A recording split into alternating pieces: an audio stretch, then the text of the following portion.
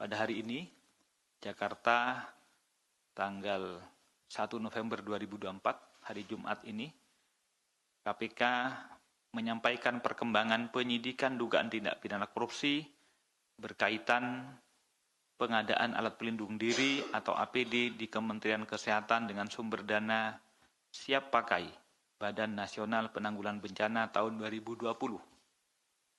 Berdasarkan proses yang telah dilakukan mulai dari penyidikan ini, berdasarkan kecukupan alat bukti, KPK telah menetapkan 3 orang sebagai tersangka. Selanjutnya KPK akan melakukan penahanan terhadap saudara AT untuk 20 hari pertama, terhitung sejak hari ini, tanggal 1 November sampai tanggal 20 November, penahanan dilakukan di Rutan Cabang Kelas 1 Jakarta Timur, cabang rumah tahanan KPK Gedung ACLC atau Gedung C1. Sebelumnya, KPK juga telah melakukan penahanan terhadap 2 tersangka lainnya, yaitu saudara BS dan saudara SW, terhitung sejak tanggal 3 Oktober 2024 dan telah diperpanjang per tanggal 17 Oktober 2024. Assalamualaikum warahmatullahi wabarakatuh.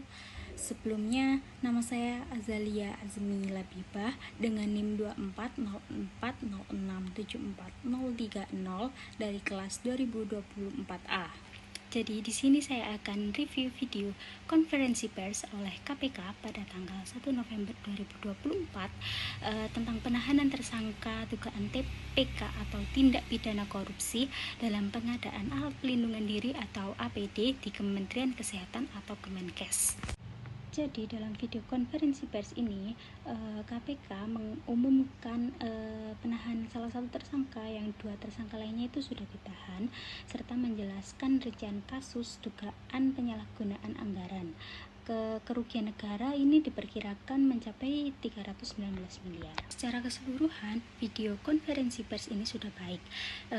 Dalam video ini sudah menjelaskan 5W1H, seperti siapa saja tersangka yang ditahan dalam kasus ini, apa perkembangan terbaru dalam penyelidikan kasus pengadaan APD ini, lalu di mana lokasi penahanan tersangka, kapan konferensi pers ini diadakan, lalu mengapa KPK melakukan penahanan terhadap tersangka, lalu bagaimana proses penyelidikan dan penahanan dilakukan oleh KPK, juga dijelaskan dalam video konferensi pers ini.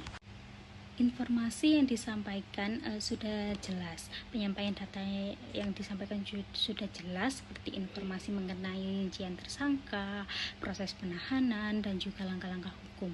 Dan juga kronologi kasus tersebut juga disampaikan oleh Bapak Nurul Hufron juga sudah jelas, sehingga memudahkan publik untuk memahami alur kasus tersebut.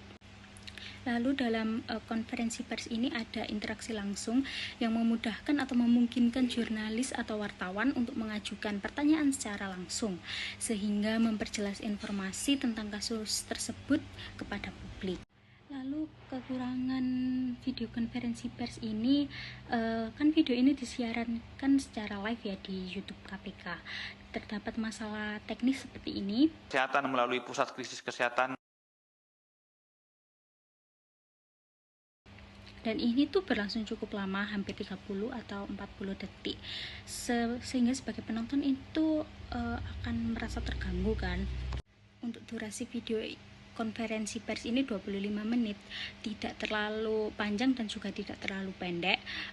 Dalam 25 menit ini sudah penyampaian informasinya itu sudah jelas, dan juga ada interaksi tanya jawab juga. Selain penyampaian informasinya itu sudah jelas, penyampaian informasi seperti kronologi kasus itu sedikit cepat dan juga jarang ada jeda gitu, sehingga saya sebagai penonton ya, itu butuh waktu untuk memahami alur kasus ini. Konferensi pers ini menunjukkan bahwa KPK berkomitmen untuk menegakkan hukum dengan transparansi yang sangat dibutuhkan dalam konteks kepercayaan publik terhadap pemerintahan.